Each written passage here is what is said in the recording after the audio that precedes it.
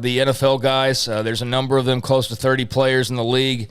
I've got an article ready to rip here at 3 or 4 o'clock Central Time once rosters are finally settled. Every team having to whittle down to 85 players today from their 90 players. So every team of 32 teams having to cut at least 5 guys.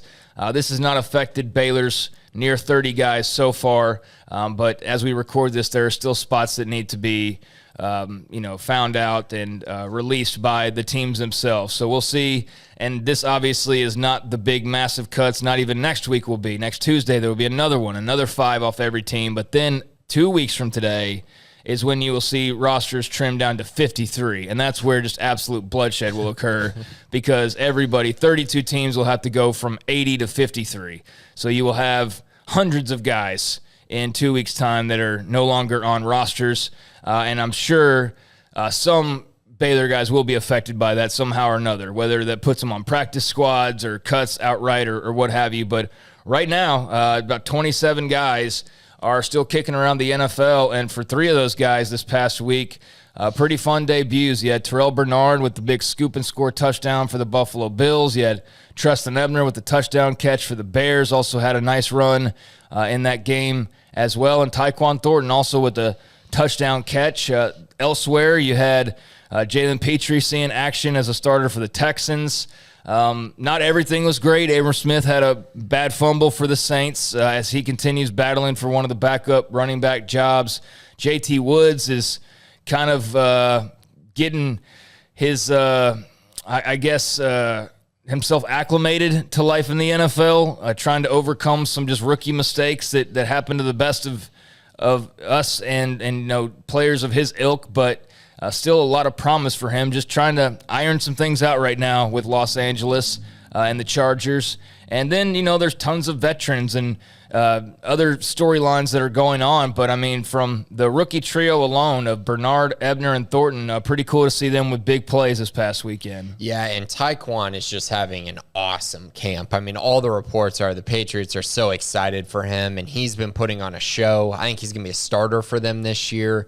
I'm expecting big things from Tyquan. He showed up in that first game, scored a touchdown, and just kind of basically solidified all the things that I've seen throughout camp and just all the videos, all the beat writers talking about how good he has been and the separation that he's been creating and the tough catches he's been making.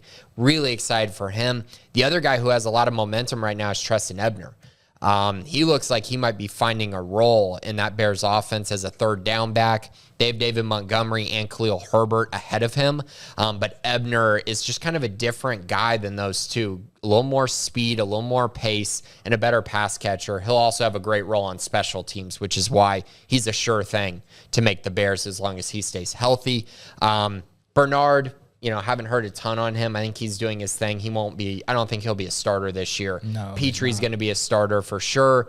JT trying to work his way into a role, probably a backup role, even though there was talk about him potentially being the starter. Not right now. At the beginning of the year. Yeah, no, I don't see that currently either. But a lot of mixed bag, but I think pretty good things, to be honest, from some of the top guys. And honestly, if you get a couple guys each class that really, really hit, that's all you're looking for, because Baylor hasn't had a ton of guys that have actually hit in the NFL.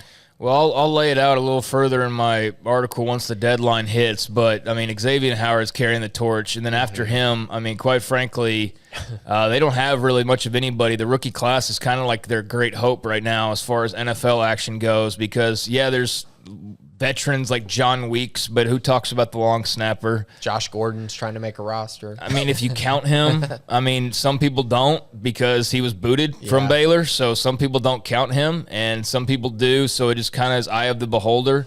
But, yeah, he's not a guarantee to make the Chiefs roster. Corey Coleman's not a guarantee to make the Chiefs. I mean, I said this in this room earlier, but they've got 27 guys right now, I believe, and by the end of cuts here in a couple of weeks, I mean, I could see that being cut in half. I mean, easily. I could see that being cut in half because there are a lot of guys on one-year deals and a lot of just sort of in-the-middle sort of veteran guys. Like, what do you do with Henry Black and Jamison Houston, who just recently signed? I mean, he's not probably long for this life. Yeah. He was just in the USFL last month. You know what I mean? So we'll have updates, and I'll have the latest after this first round of cuts. But, yeah, for all of the attrition that's probably in store, This will certainly be a number of, Bears that are going to be whittled down over the next couple of weeks. Very impactful opening weekend when you had Ebner and Thornton and Bernard and all of those guys scoring touchdowns, and then others like Pitre making plays around the league as well. So that was